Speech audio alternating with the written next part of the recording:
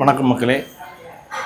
சங்கரமொழி சிவகாசினோட mess court பக்கம் கடையில் பேசுகிறேன். நான் எல்லோரும் மட்டன் சுக்கா நம்ம கடையில் ஸ்பெஷலாக தான், நெய் சுக்கா ஸ்பெஷலாக தான். அது எப்படி பண்ணுது அப்படிங்கிறது நிறைய பேர் எனக்கு கேட்டுருக்காங்க. அது ஒரு கிலோ தக்கன நான் உங்களுக்கு சொல்கிறேன். நான் அதாவது பொடி உள்ளி ஒரு 400 கிராம் 350 கிராம், அதாவது 200 கிராம் 250 போடலாம், 350 போடலாம். 250 கிரேவி கொஞ்சம் கம்மியாக இருக்கும், 350 கிரேவி கொஞ்சம் கூட இருக்கும். இதுதான் விஷயம். மற்றபடி டேஸ்ட் நல்லா தான் இருக்கும்.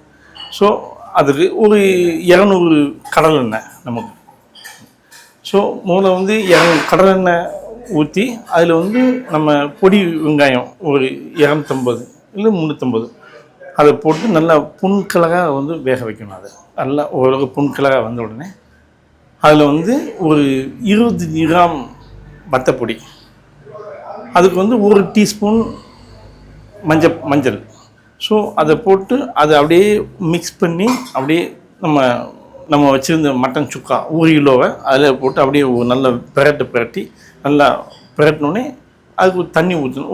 ஒரு 1.5 லிட்டர் தண்ணி அதில் விட்டு நம்ம நல்லா கொதிக்க வைக்கணும். கொதிக்க வச்சு ஒரு 45 நிமிஷம்.